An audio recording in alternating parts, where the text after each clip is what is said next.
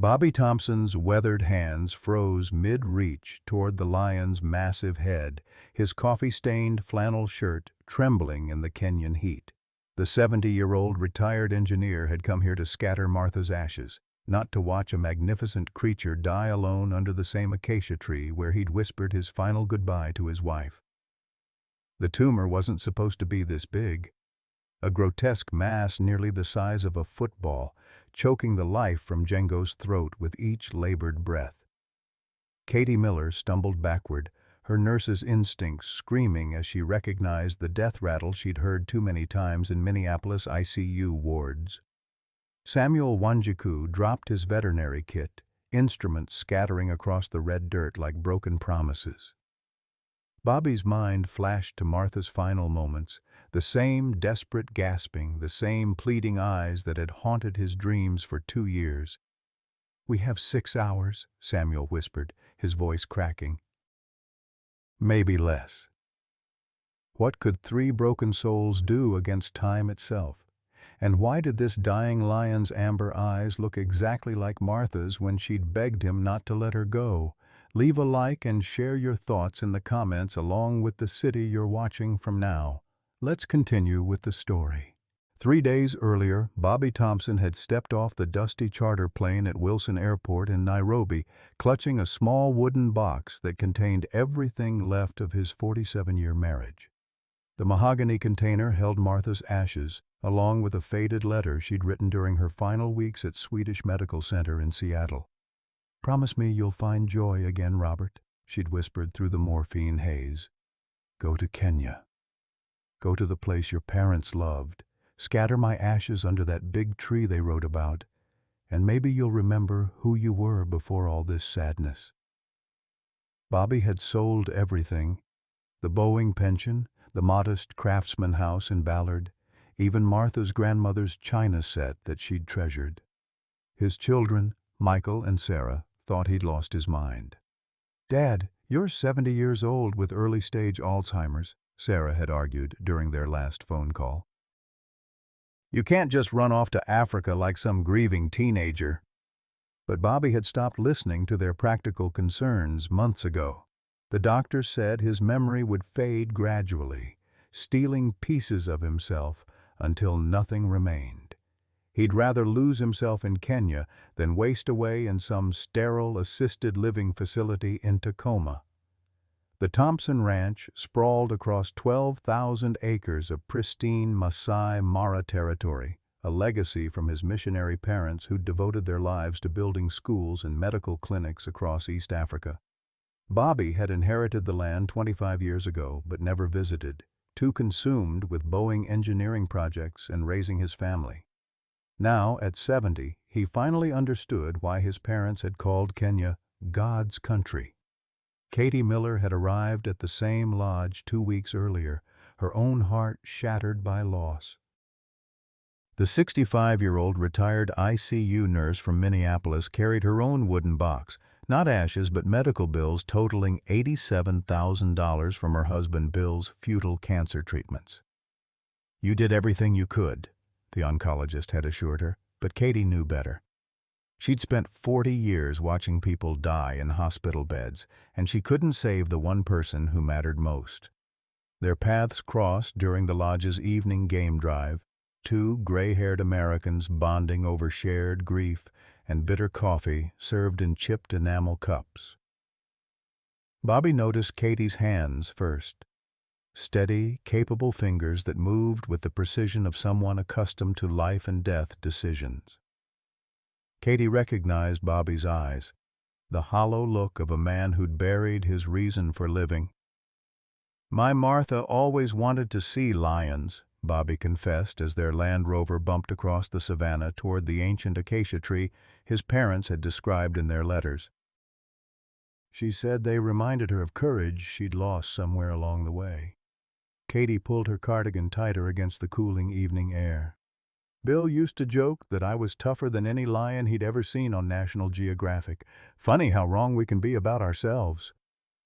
Neither of them imagined they'd soon discover that sometimes courage arrives disguised as a dying 3-year-old lion named Django. The late afternoon sun cast long shadows across the Thompson ranch as Bobby guided their rented Land Rover toward the massive acacia tree that had haunted his dreams since reading his parents' letters. Katie sat beside him, her weathered hands gripping a thermos of coffee that had long since gone cold. They'd spent the morning exploring the ranch boundaries, marveling at the endless golden grassland that stretched toward the Tanzanian border. "There," Bobby whispered, pointing toward the solitary tree that stood like a cathedral spire against the amber sky. "That's where they used to hold Sunday services for the Maasai families. Dad wrote that it was the most peaceful place on earth." As their vehicle approached, Katie noticed something unusual beneath the spreading branches. Bobby stopped the car. Her nurse's training had taught her to recognize distress from a distance, and the dark shape lying motionless in the tree's shade triggered every alarm in her experienced mind. Bobby braked abruptly, dust swirling around their vehicle as they climbed out. The sight that greeted them defied comprehension. A magnificent male lion, barely more than an adolescent, lay collapsed on his side.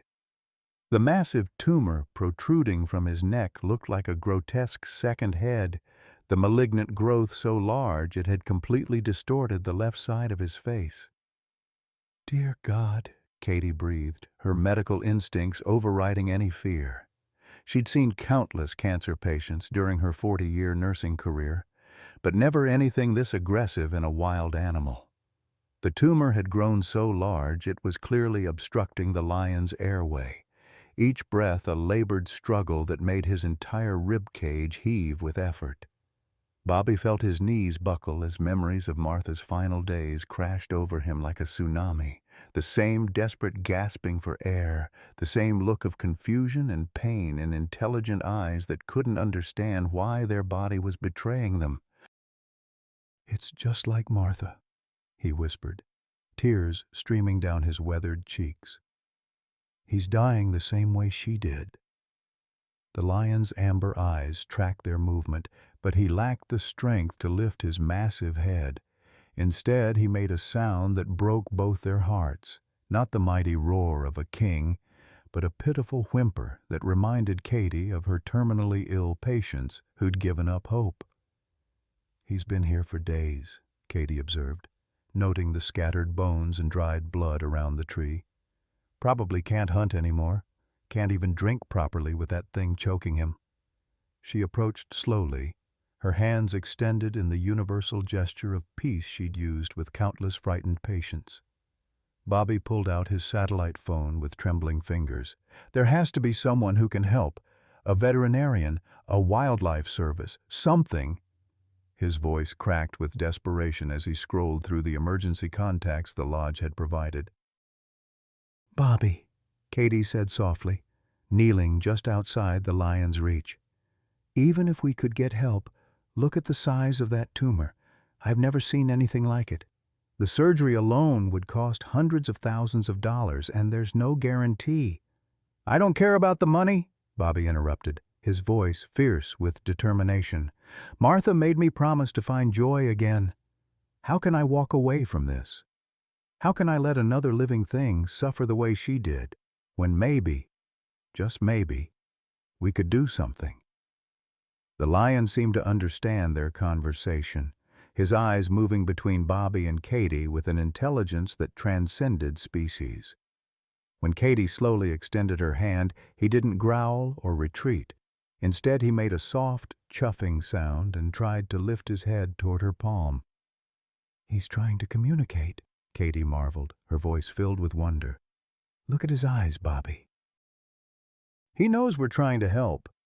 Bobby's phone finally connected to the Maasai Mara Wildlife Authority. "This is Robert Thompson at the Thompson Ranch," he said, his voice steadying with purpose. "I need to speak with your head veterinarian immediately. We have a lion here with a massive tumor, and we need emergency medical intervention." The response was immediate and discouraging. "Sir, we don't typically intervene in natural processes. Wild animals with terminal conditions are usually left to nature's course." "Then get me someone who will intervene," Bobby snapped, his Boeing engineering authority surfacing. "I don't care what it costs or what protocols you have. This animal is suffering, and I'm not walking away." As the sun began to set behind the acacia tree, painting the sky in brilliant oranges and purples, Katie gently stroked the lion's massive paw. "What do you think, big guy? Are you ready to fight?" The lion's response stunned them both. He turned his head slightly and placed his paw over Katie's hand, as if sealing a pact between species.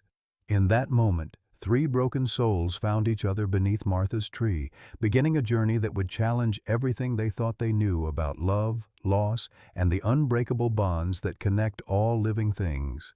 Dr. Samuel Wanjiku arrived at the Thompson Ranch just as the first stars appeared in the Kenyan sky, his veterinary emergency kit bouncing in the back of his battered Toyota pickup.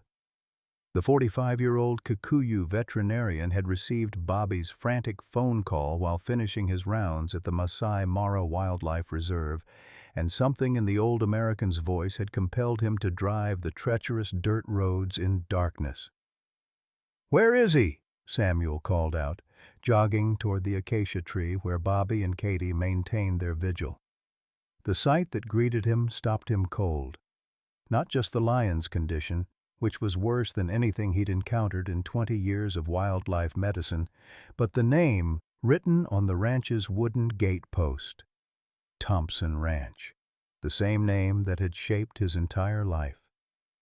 "You're Robert Thompson's son," Samuel said quietly, his medical bag forgotten as he stared at Bobby with a mixture of disbelief and recognition. "The missionary couple who built the school in Narok, they saved my life when I was 8 years old."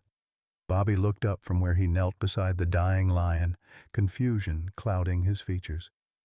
"My parents died before I could visit Kenya. I never knew." He trailed off, the early symptoms of Alzheimer's making it difficult to process this unexpected connection. "Your father taught me to read English," Samuel continued, his voice thick with emotion. "Your mother nursed me through pneumonia when the local clinic had no antibiotics. They paid for my education, sent me letters throughout university. I became a veterinarian because of them." Katie watched this reunion with growing amazement, but her attention quickly returned to their patient. "Samuel, we need to focus on Django right now." "We can sort out family history later." She'd already named the lion during their long vigil, choosing the Swahili word that meant building, because she believed they were building something extraordinary together. Samuel knelt beside the massive cat, his trained hands gently exploring the tumor's boundaries. "This is the largest soft tissue sarcoma I've ever seen in the wild," he murmured, his voice taking on the clinical tone Katie recognized from her hospital days. "It's compromised his airway by at least 70%. Without intervention, he has maybe 48 hours. "Then we intervene," Bobby said firmly, pulling out his checkbook with hands that shook from more than just emotion. "What do we need? Equipment? Specialists? Whatever it costs." Samuel's expression grew troubled. "Mr. Thompson, I appreciate your connection to my family, but this isn't a matter of money alone. The surgery would require specialized equipment we don't have in Kenya. We'd need to fly in an oncological surgical team from South Africa or Europe. Even then, the survival rate for this type of operation in wild animals is less than 30%. "Those are better odds than Martha had," Bobby replied quietly. "And she fought for 3 years.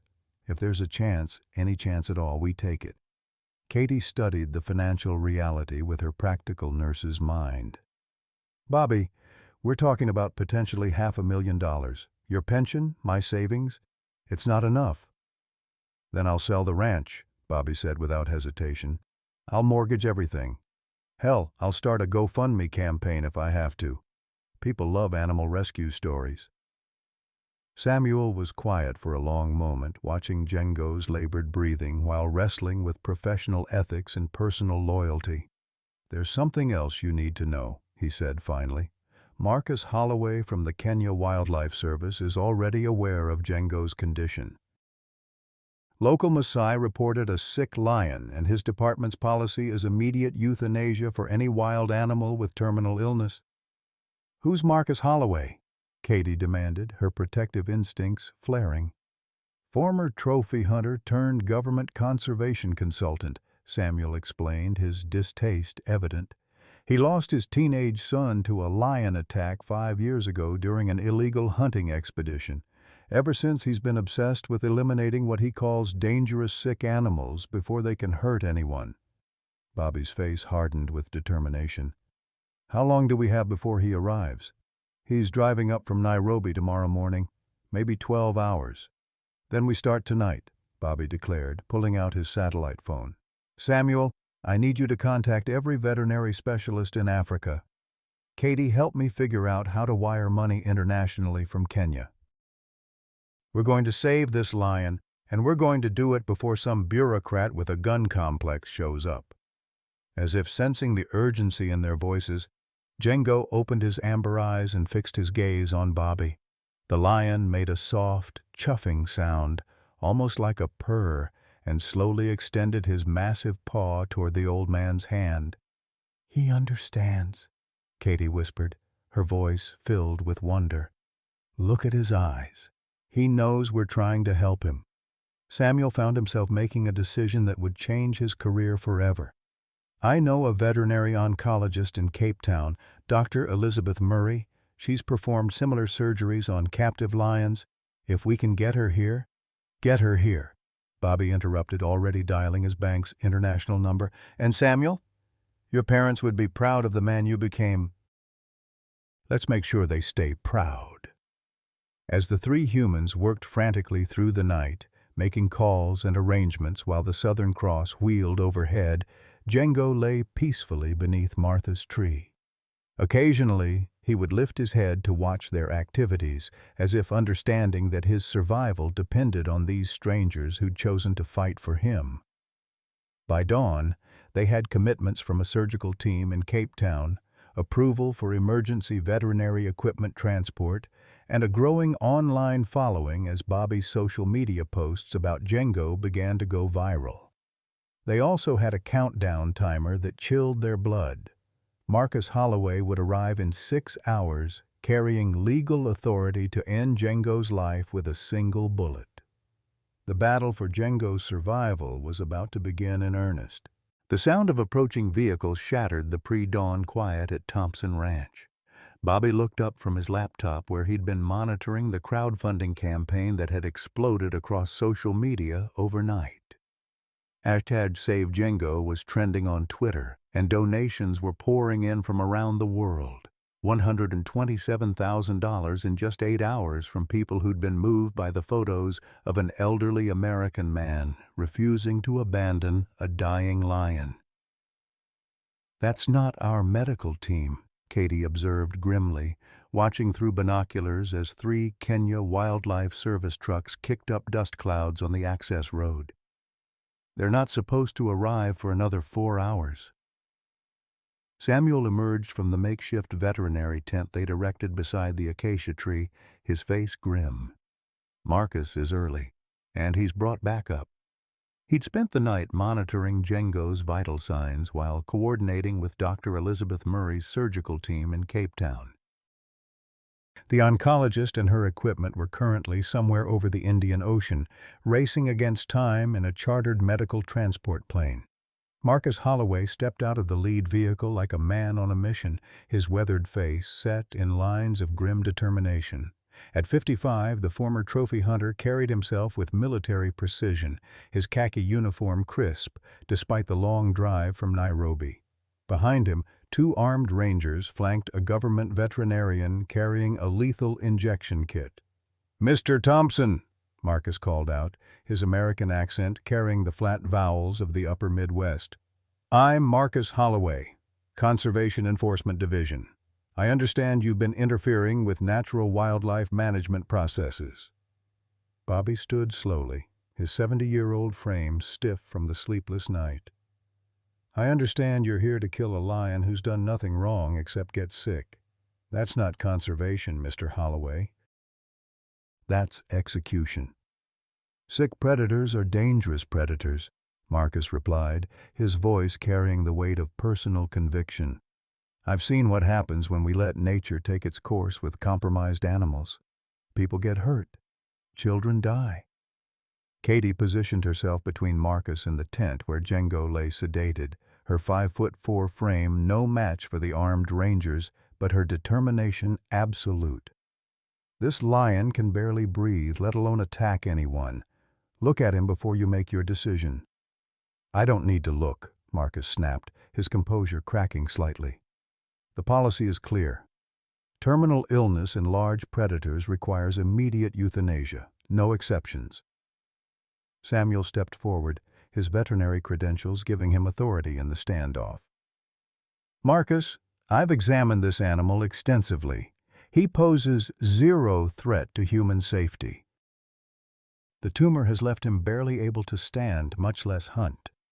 You're emotionally compromised, Samuel, Marcus replied, pulling out official documentation. Your relationship with the Thompson family has clouded your professional judgment. I have legal authority here, and I'm exercising it. Bobby felt his memory flickering, the stress triggering his Alzheimer's symptoms. For a moment, he couldn't remember where he was or why these people were arguing. Then, Django's labored breathing from the tent brought everything flooding back. Martha's final days, the promise he'd made, the lion who'd somehow become the focus of his remaining purpose in life. You want to know about compromised judgment? Bobby said, his voice rising with unexpected strength. I spent 47 years married to a woman who taught me that every life has value. She died of cancer just like this lion is dying, and I couldn't save her. But maybe, just maybe, I can save him.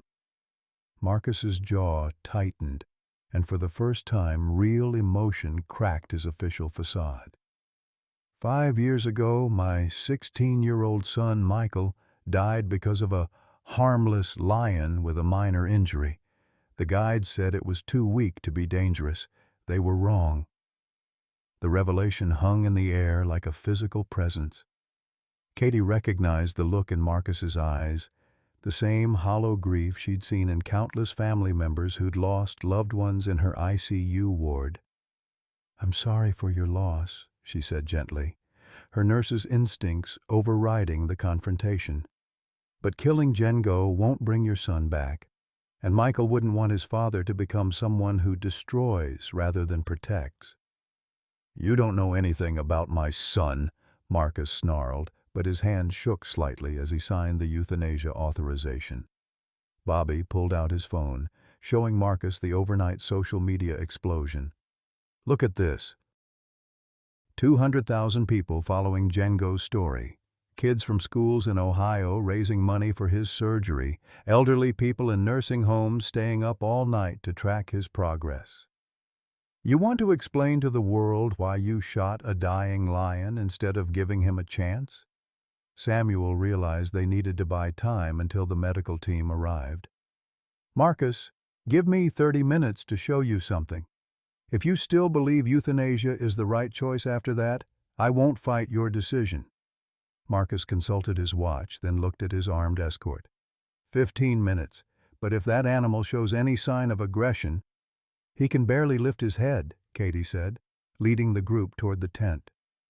Inside the makeshift medical facility, Django lay on a specially constructed platform, IV lines providing hydration and antibiotics. The massive tumor dominated the left side of his head, but his amber eyes were alert and aware. When he saw Bobby approaching, he made a soft, chuffing sound and tried to lift his paw. Watch this, Bobby said, kneeling beside the lion and gently taking the offered paw. He's not a monster, Marcus. He's a patient. Marcus stared in stunned silence as Django responded to Bobby's voice, his tail twitching slightly in recognition. The lion's behavior defied everything Marcus believed about wild predators. There was no aggression, no territorial posturing, just a sick animal accepting comfort from humans who'd chosen to help. How is this possible? Marcus whispered, his official authority wavering. Intelligence, Samuel explained. Lions are highly social animals with complex emotional ranges. Django understands that we're trying to help him. Watch Katie. Katie approached with a small piece of meat, hand-feeding the lion with the same gentle patience she'd used with difficult patients. Django accepted the offering delicately, never showing his teeth, never making any movement that could be construed as threatening. "My son loved animals," Marcus said suddenly, his voice breaking. "He wanted to be a veterinarian, not a hunter. The safari was my idea. I thought it would make a man of him." He pulled out his wallet, showing them a photo of a gangly teenager with Marcus's eyes but a gentle smile that reminded Katie of her own lost husband. Michael's dream was to work in wildlife conservation, Marcus continued, tears streaming down his weathered face. He used to say that every animal deserved a chance to live free from human interference. I dishonored his memory by becoming exactly the opposite of what he believed in. Bobby understood the weight of guilt and regret that Marcus carried, the same burden he'd shouldered since Martha's death, wondering if he'd done enough, been present enough, loved enough. "Your son would be proud of you today if you choose to honor his values, instead of your fear." The sound of aircraft engines interrupted the emotional moment. Dr. Elizabeth Murray's medical team was arriving earlier than expected, their chartered plane circling the ranch's makeshift landing strip. "That's our surgical team," Samuel announced, checking his watch. "Marcus, you have a choice to make. You can exercise your authority and end this now. Or you can give Django the same chance you would have wanted for Michael if he'd been the one lying there sick and helpless." Marcus looked at the authorization form in his hands, then at Django's peaceful face, then at the photo of his son.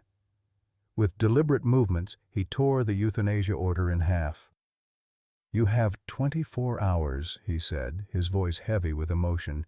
"If the surgery fails, or if there are any complications that put humans at risk, I'll complete my original mission. But for now," he looked at Michael's photo again. "For now, my boy gets to see his father choose hope over fear." Katie impulsively hugged Marcus, her grandmother's instincts recognizing a fellow grieving parent. "Michael would be so proud of you right now." As the medical plane touched down and Dr. Murray's team began unloading specialized surgical equipment, Bobby realized that Martha's tree was becoming the center of something much larger than one lion's survival. 3 broken humans had found each other through their commitment to save Django, and in the process they were discovering that healing often comes disguised as the courage to fight for something beyond ourselves. The real battle was just beginning, but for the first time since Martha's death, Bobby felt truly alive with purpose. Dr. Elizabeth Murray emerged from the chartered medical plane like a force of nature, her silver hair pulled back in a surgical cap and her intense blue eyes already assessing the makeshift operating theater that Samuel had constructed under the acacia tree. At 62, the South African veterinary oncologist was considered one of the world's leading experts in large animal tumor removal, but she'd never attempted surgery of this magnitude in field conditions. "Show me the patient," she commanded, her Cape Town accent crisp with professional authority. Behind her, a team of 4 surgical specialists unloaded equipment worth more than most people's houses: portable anesthesia machines, surgical lasers, specialized monitoring equipment, and enough medical supplies to stock a small hospital. Bobby watched the controlled chaos with a mixture of hope and terror, his hands trembling as he calculated the financial reality. The surgical team's fees alone would cost $180,000, and that didn't include the specialized equipment rental, medications, or post-operative care. His pension and Martha's life insurance had already been liquidated, and the crowdfunding campaign, despite its viral success, had only reached $342,000, still short of the estimated $500,000 total cost.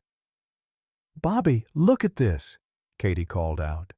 Her voice filled with amazement as she monitored the social media explosion on her tablet. The Washington Post just picked up Django's story. CNN is sending a crew from Nairobi. And listen to this. The Seattle Seahawks just donated $50,000 because you're from Washington. Inside the surgical tent, Dr. Murray completed her examination of Django while her team assembled the operating theater with military precision. The lion remained sedated but responsive, his amber eyes tracking the new faces with curious intelligence rather than fear. "This is remarkable, Doctor," Murray murmured, her trained hands mapping the tumor's boundaries. "The mass has grown around major blood vessels and nerve clusters without severing them. It's almost as if his body adapted to accommodate the growth. I've never seen anything like it." Samuel assisted with the preoperative preparations, his veterinary training proving invaluable as they established multiple IV lines and positioned monitoring equipment. "What are his chances, Elizabeth? Give me the truth." Dr. Murray's expression grew somber. "In a fully equipped surgical suite with optimal conditions, maybe 50-50, out here with field equipment and no backup if complications arise?" She paused, looking directly at Bobby. 20% at best. And that's being generous." Bobby felt his knees buckle slightly, but Katie's steady hand on his arm kept him upright. 20% is better than 0, he said firmly. "Martha fought with worse odds than that." "There's something else, Doctor," Murray continued, her voice heavy with responsibility. "Even if we successfully remove the tumor, the recovery period will be extensive. Months of careful monitoring, specialized nutrition, physical therapy. This isn't a surgery where he walks away healed. It's the beginning of a long journey." Marcus stepped forward, his earlier antagonism replaced by reluctant respect. "What kind of monitoring? Where would he recover?" "Ideally, a specialized wildlife rehabilitation facility," Dr. Murray replied.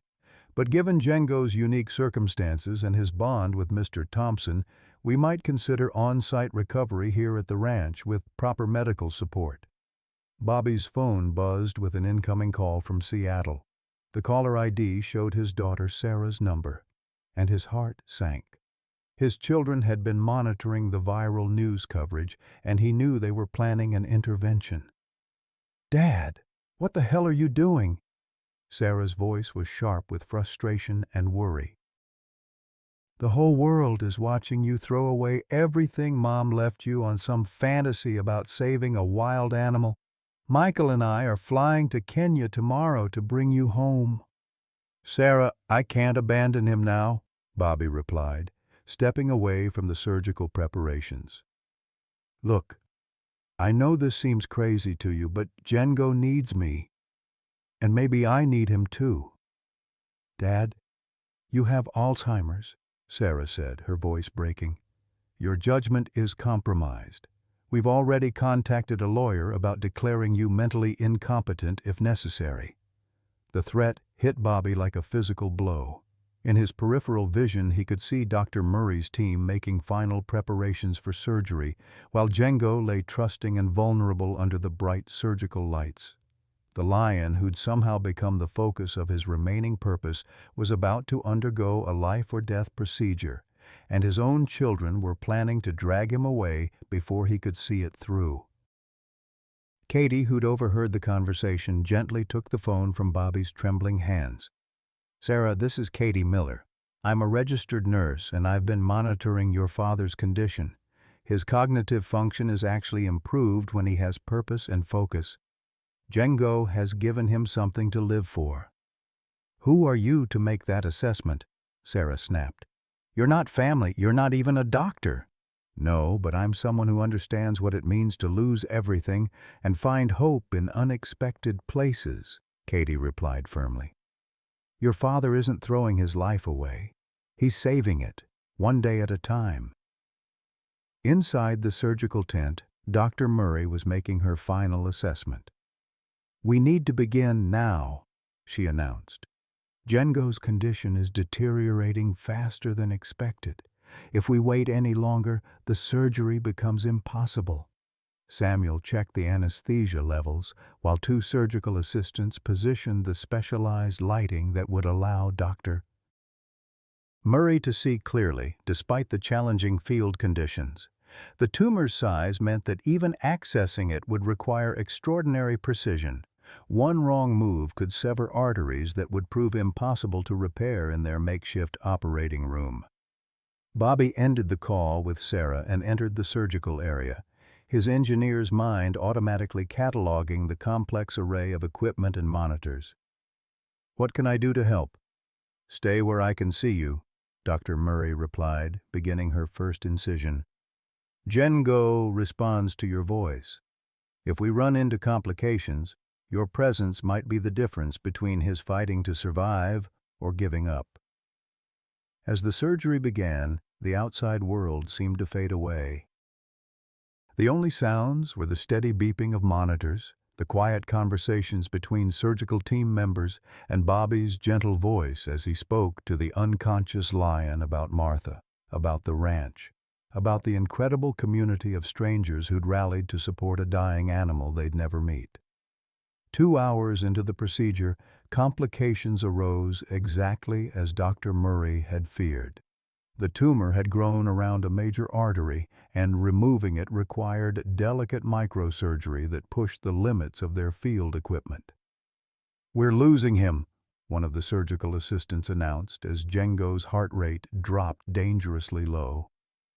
"No," Bobby said firmly, moving closer to the operating table despite the sterile protocols. "Django, listen to me. Martha's waiting for us under this tree, but it's not your time yet. You've got too much living left to do." Incredibly, the lion's vital signs stabilized as Bobby continued talking, his voice carrying decades of love and loss and hard-won wisdom about the value of fighting for one more day, one more breath, one more chance to experience the beauty of being alive. Dr. Murray worked with laser focus, her skilled hands navigating around blood vessels and nerve clusters, while her team maintained the delicate balance of anesthesia and life support. After 4 grueling hours, she finally stepped back from the operating table, exhaustion and triumph warring across her features. "The tumor is out," she announced quietly. "All of it. But now comes the truly dangerous part, seeing if his body can recover from the trauma." As Django lay unconscious in the recovery area, wrapped in warming blankets with monitors tracking every heartbeat, Bobby realized that the most difficult part of their journey was just beginning. The surgery was complete, but the real test would be whether a wild lion could survive the massive medical intervention and somehow find his way back to life. Outside the tent, the setting sun painted Martha's acacia tree in shades of gold and crimson, while thousands of people around the world waited for updates on a lion who'd become a symbol of hope, determination, and the extraordinary things that happen when broken souls refuse to give up on each other. The monitors went silent at 3:47 a.m., 48 hours after surgery. Bobby jerked awake from his uncomfortable vigil in the plastic chair beside Django's recovery bed, his heart hammering as he stared at the flatline displays that had been steadily beeping for 2 days straight. The lion lay motionless beneath the warming blankets, his massive chest no longer rising and falling with the labored breaths that had marked his fight for survival. "Katie!" Bobby's voice cracked as he called for the nurse who'd barely left the tent since the surgery ended. "Something's wrong!" Katie rushed from the adjacent rest area where she'd been catching her first real sleep in 72 hours, her trained eyes immediately assessing the situation. She checked the monitor connections, pressed her stethoscope to Django's chest, and felt for a pulse in his massive paw. The seconds stretched into eternity as Bobby watched her face, searching for any sign of hope. "I'm not getting anything," she whispered, her voice heavy with devastation. "No heartbeat, no respiratory effort." She began chest compressions on the lion's massive frame, her small hands barely making an impression on his powerful torso. "Bobby, call Samuel. We need the defibrillator." Dr. Murray appeared at the tent entrance, summoned by the commotion. Her surgical scrubs were rumpled from exhaustion, and her eyes carried the weight of 40 years watching patients slip away despite her best efforts. "How long has he been down?" "3, maybe 4 minutes," Katie panted, continuing the chest compressions while Bobby fumbled with his satellite phone. "We need to shock him. Now." Samuel arrived with the portable defibrillator just as Katie's strength began to give out. The veterinarian quickly positioned the paddles on Django's chest while Dr. Murray prepared emergency medications. "Everyone clear," Samuel commanded, his voice thick with emotion. The electrical shock made Django's body convulse violently, but the monitors remained flatlined. They tried again and again. Each failed attempt felt like another nail in the coffin of Bobby's remaining hope. "That's enough," Dr. Murray said quietly, after the 5th unsuccessful shock. "He's been down for 12 minutes. Even if we got him back now, the brain damage would be—" "No," Bobby said firmly, pushing past the medical team to kneel beside Django's still form. "I'm not giving up on him. Not like this." He placed his weathered hands on the lion's massive head, his voice breaking as he spoke. "Martha, if you're listening, please, don't take him too. I can't lose another family member. Not when we've come this far." Katie felt tears streaming down her cheeks as she watched the old man pour his grief and love into what everyone knew was a futile gesture. This was exactly how she'd felt during Bill's final moments in the Minneapolis ICU, knowing that no amount of medical intervention could bring back someone whose time had simply run out. Marcus stood in the tent doorway, his own eyes wet with unexpected emotion. The man who'd arrived to kill Django 3 days earlier now found himself mourning the lion's death as if he were losing his own son all over again. "He fought harder than any animal I've ever seen," he said quietly. "He knew how much you loved him, Bobby." Samuel prepared the paperwork that would officially record Django's time of death, his hands shaking as he filled out forms that felt like betrayal. In his 20 years as a veterinarian, he'd lost countless patients, but none had carried the emotional weight of this magnificent lion who'd somehow become the symbol of everything his adoptive grandfather had taught him about the value of fighting for life. Bobby remained beside Django's body, his hand resting on the lion's still warm paw.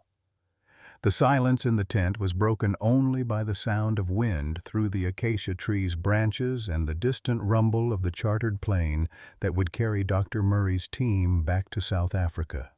Their work here was finished. Another case closed, another patient lost, despite their best efforts. "I'm sorry I couldn't save you," Bobby whispered to the motionless lion. "I promised Martha I'd find joy again, and for a few days, watching you fight, I thought maybe I had. You reminded me what it felt like to have something worth fighting for." Katie placed a gentle hand on Bobby's shoulder, her nurse's training telling her when it was time to let grief have its space. "You gave him 3 more days than he would have had alone under this tree. 3 days where he knew he was loved and cared for. That matters, Bobby." "That's not nothing." Outside the tent, the world continued its relentless forward motion. Social media feeds that had been filled with hope and encouragement now carried condolences and tributes. The hashtag #SaveDjango was replaced by #RememberDjango as hundreds of thousands of people who'd never met the lion mourned his passing as if they'd lost a family pet.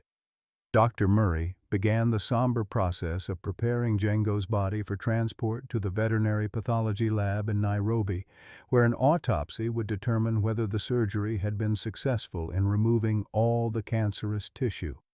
The tumor removal was complete, she told Bobby, her professional voice barely masking her own grief. In a perfect world, with unlimited resources and ideal conditions he might have survived. You did everything humanly possible. Bobby nodded absently, but her words provided little comfort.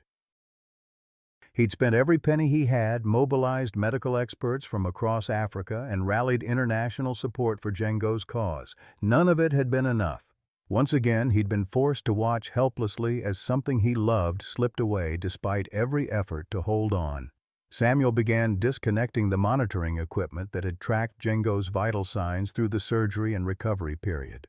Each unplugged wire felt like severing another connection to hope, another acknowledgement that their extraordinary effort had ended in ordinary failure. "What happens now?" Marcus asked, his voice subdued. The man who'd arrived with orders to kill Django now faced the strange irony of mourning his death. "Now we call the crematorium in Nairobi," Dr. Murray replied practically. "And we remember that sometimes loving something means accepting when we can't save it." Katie looked around the tent at the faces of people who'd been strangers 4 days earlier, but had become family through their shared commitment to saving one dying lion. "We tried," she said simply. "God knows we tried with everything we had." As the first light of dawn began to filter through the tent walls, Bobby realized that Django's death marked more than the end of one lion's struggle for survival. It was the death of his own naive belief that love and determination could overcome any obstacle, that sufficient effort could prevent any loss. He was 70 years old, his memory was failing, his children thought he was incompetent, and he'd just spent his life savings watching another beloved creature die, despite his best efforts. The acacia tree that had been Martha's final resting place would now be marked by another loss, another reminder that sometimes the bravest fight ends in defeat. Bobby sat motionless beside Django's body as the sun climbed higher over the Thompson Ranch, his weathered hands still resting on the lion's cooling paw. The medical team had finished their post-mortem procedures and begun packing equipment, their voices hushed with the professional quiet that follows death. Dr. Murray approached with the official paperwork that would record Django's passing, but Bobby couldn't bring himself to look at the forms that would make the loss official. "Bobby," Katie said gently, kneeling beside him with a cup of coffee that had long since gone cold. "The crematorium truck will be here in an hour.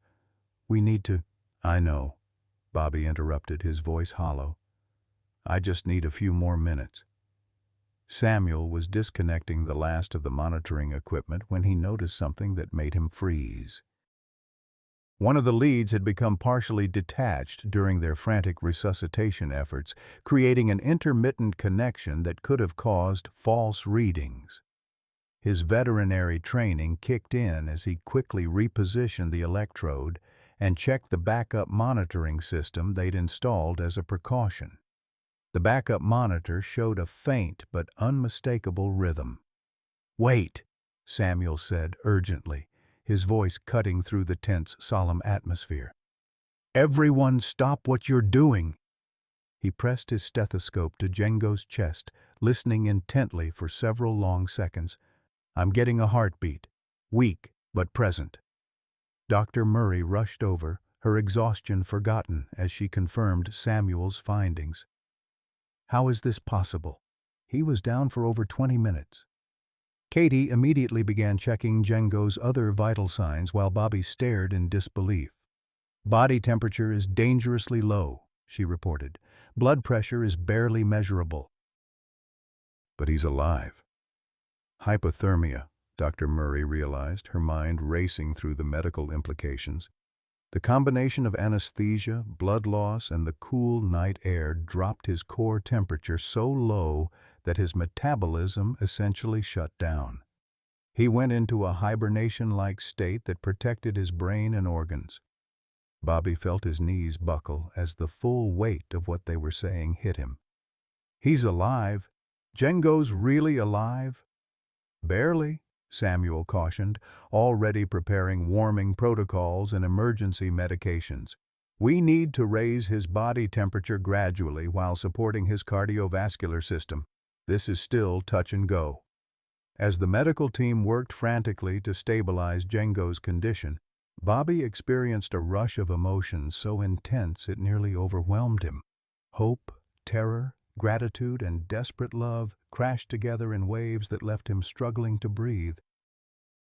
This was exactly how he'd felt during Martha's brief rally 6 weeks before her death, the cruel combination of renewed hope and the knowledge that they might be fighting for just a few more hours rather than a cure. Katie noticed Bobby's distress and guided him to a chair. "Breathe, Bobby. Slow and steady. Django needs you to stay strong right now." Outside the tent, Marcus was on his radio canceling the crematorium truck and requesting emergency veterinary supplies from Nairobi. The man who'd arrived to kill Django was now coordinating his rescue with the same military precision he'd once used for hunting expeditions. "The irony isn't lost on me," Marcus said to Samuel as they worked together to prepare heated blankets. "3 days ago, I came here to put this lion out of his misery. Now I'm praying harder than I have since Michael died that he pulls through." Dr. Murray monitored Django's slow return to consciousness with the intensity of a general directing a battle. Every few minutes, she adjusted medications and warming protocols while calling out vital signs to her team. The lion's core temperature was rising slowly. Too fast could cause dangerous cardiac arrhythmias. Too slow might not be enough to restart his fully suppressed metabolism. "Come on, big guy," Bobby whispered, leaning close to Django's ear. "Martha's not ready for you yet. She told me there's still work for us to do down here." After 2 hours of careful warming and medication adjustments, Django's eyelids began to flutter. The movement was subtle, but to the humans who'd been watching for any sign of consciousness, it was as dramatic as a sunrise. "Django?" Bobby called softly. "Can you hear me, son?" The lion's amber eyes opened slowly, unfocused at first, then gradually tracking to Bobby's face. When recognition dawned, Django made a soft chuffing sound and attempted to lift his massive paw toward the old man's hand. Katie burst into tears of relief and exhaustion, her professional composure finally cracking after 4 days of emotional intensity that had tested every limit of her nursing experience. "He knows you," she sobbed. "He remembers." Samuel carefully examined Django's responses, checking pupil dilation, reflexes, and cognitive awareness. "No apparent neurological damage," he reported with amazement. "His brain function appears completely normal." Dr. Murray shook her head in wonder. "In 30 years of veterinary medicine, I've never seen anything like this.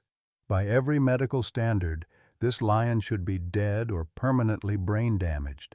Instead, he's acting like he just woke up from a long nap." As news of Django's miraculous recovery spread through their small group, Bobby realized that something fundamental had shifted in their relationship. The lion wasn't just a patient anymore. He was family in the deepest sense of the word, bonded through shared survival of an experience that had pushed all of them beyond their perceived limits. "What does this mean for his long-term prognosis?" Bobby asked, afraid to hope too much but unable to suppress his growing optimism. "The surgery was successful," Dr. Murray replied carefully. "We removed the entire tumor, and the near-death experience doesn't appear to have caused any permanent damage, but recovery will still take months, and he'll need constant monitoring." Katie was already making mental notes about the care protocols they'd need to establish. "He can't return to the wild immediately. The surgical site needs to heal completely, and he'll need to regain his strength and hunting abilities. Then he stays here," Bobby said firmly, "for as long as it takes. This ranch has everything he needs to recover, and we've already proven we can provide medical support when necessary." Marcus stepped forward, his earlier antagonism completely transformed. "I'll make sure you have official permits for extended wildlife rehabilitation, and I'll personally oversee his progress to ensure he gets the support he needs." Samuel looked around at the unlikely group that had formed around Django's recovery, a grieving widower with Alzheimer's, a retired nurse battling her own cancer diagnosis, a conservation officer dealing with the loss of his son, and a veterinarian honoring his adoptive family's legacy of compassion. "You know what this is, don't you?" he said quietly. "This is exactly what my adoptive grandparents would have called a miracle." As the afternoon sun slanted through the acacia tree's branches, casting dappled shadows across the recovery tent, Django slowly consumed his first meal since surgery, small pieces of meat that Katie hand-fed him with the same patient care she'd shown countless human patients over 4 decades. Bobby watched this scene with a sense of profound gratitude that went far beyond Django's survival. The lion's near-death experience had revealed something crucial about the nature of love and loss. Sometimes the greatest victories come disguised as defeats, and sometimes the end of one story is actually the beginning of another. The viral social media campaign that had started as an effort to save one dying lion had evolved into something much larger, a testament to the extraordinary things that happen when strangers choose to fight for each other, regardless of species or circumstances. But even as Bobby celebrated Django's return from the brink of death, he knew their journey was far from over. The real test would come in the weeks and months ahead as they discovered whether their unconventional family could truly heal together under Martha's tree, and whether a wild lion could learn to trust humans enough to accept the love and care that had already saved his life once. 6 months later, Bobby Thompson sat in his favorite wooden chair beneath Martha's acacia tree, watching the African sunset paint the sky in brilliant oranges and purples while Django dozed peacefully at his feet. The massive lion's surgical scar had healed into a thin silver line that ran along his neck like a badge of courage, and his golden coat had regained the lustrous shine of perfect health. The transformation in all of them had been remarkable. Katie had moved permanently to the Thompson Ranch, converting the old ranch house into a combination residence and wildlife rehabilitation center. Her own cancer had remained in remission, and she credited the daily purpose of caring for Django with giving her a reason to fight for her own health with renewed determination. "You know what tomorrow is, don't you?" Katie asked, settling into the chair beside Bobby with 2 cups of evening coffee, a ritual they'd established during the long months of Django's recovery. Bobby smiled, his memory clearer than it had been in years. The daily routine of caring for Django, combined with the sense of purpose that came from their work, had dramatically slowed his Alzheimer's progression. 6 months since we almost lost him. Hard to believe how much everything has changed. Samuel approached from the renovated veterinary clinic they'd built near the main house, carrying the evening medical report that had become unnecessary weeks ago but continued out of habit.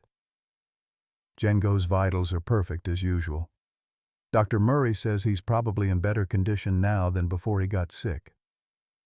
The ranch had been transformed into something none of them could have imagined when they first discovered a dying lion under the tree. International donations had poured in after Django's miraculous recovery, allowing them to establish the Martha Thompson Wildlife Rehabilitation Center, a state-of-the-art facility that had already helped dozens of injured animals return to the wild. But Django had never returned to the wild. As his strength returned and his hunting instincts recovered, everyone expected the lion to venture farther from the ranch, eventually rejoining the wild prides that roam the greater Masai Mara ecosystem. Instead, something extraordinary had happened that challenged everything they thought they knew about wild animal behavior. Django had chosen to stay, not as a captive animal, but as something entirely unprecedented. A wild lion who had freely chosen to live as part of a human family. His behavior defied scientific explanation and had attracted researchers from around the world who came to study the unprecedented bond between the elderly American man and the African lion. "He's done it again," Marcus called out, approaching the group with a mixture of amusement and amazement. The former trophy hunter had become the ranch's unofficial security chief and Django's most devoted protector. Mrs. Henderson from the lodge called. Django escorted her walking group back to the main road when they got lost near the river. This had become Django's self-appointed job, protecting tourists and researchers who ventured onto the ranch grounds. He seemed to understand intuitively which humans needed guidance or protection, appearing silently beside lost hikers or positioning himself between visitors and potentially dangerous wildlife. Bobby reached down to stroke Django's magnificent mane, still marveling at the trust between them. "What do you think, big guy?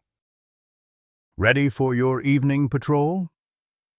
As if understanding every word, Django rose gracefully and padded toward the ranch's perimeter, beginning his nightly routine of checking the boundaries and ensuring all was well in his adopted territory. He moved with the fluid power of an apex predator, but his behavior toward humans remained consistently gentle and protective. Katie pulled out her tablet to show Bobby the latest social media statistics. The documentary crew from National Geographic finished editing. The Lion Who Chose Love premieres next month on their channel. And look at this. We've received adoption applications for 12 more animals that need long-term rehabilitation. The ranch had become a global symbol of human-animal healing, attracting visitors from every continent who came to witness the unprecedented relationship between Bobby and Django. More importantly, it had inspired similar programs worldwide, with elderly people finding new purpose in caring for rescued animals. "There's something else," Samuel said, his voice carrying a note of excitement. "Bobby, your children called. Michael and Sarah want to visit for Christmas. They said they've finally understood what you've been trying to tell them about finding purpose in helping others." Bobby felt tears welling in his eyes. His son and daughter had been skeptical, then openly hostile, then gradually amazed as they watched news coverage of their father's transformation. The angry, depressed widower they'd planned to declare incompetent had become an internationally recognized advocate for animal rehabilitation and intergenerational healing. "Sarah said something interesting," Katie added gently. "She said watching you with Django reminded her of how you used to be with them when they were children. Patient, protective, completely devoted. She thinks maybe Django helped you remember who you really are." As if summoned by their conversation, Django returned from his patrol, settling beside Bobby's chair with a contented rumble that was part purr, part growl, and entirely unique to their relationship. The lion's amber eyes held an intelligence that went beyond animal instinct, a deep understanding of the humans who had saved his life and chosen to share theirs with him. Dr. Murray arrived for her monthly checkup, emerging from her rental car with the measuring tools and examination equipment that Django now accepted as part of routine life. "You know, I've been thinking about that day when we thought we'd lost him," she said, gently examining the healed surgical site. "Maybe he didn't actually die. Maybe he just went somewhere we couldn't follow and Martha sent him back." Bobby considered this possibility, watching Django submit to the examination with patient dignity. "You know what I think. I think Martha knew I'd need something to live for after she was gone. She always said I was better with animals than people. Maybe she arranged for Django and me to find each other." Marcus, who had gradually shared more about his son Michael during the long months of recovery, pulled out his phone to show them something he'd discovered while organizing his late son's belongings.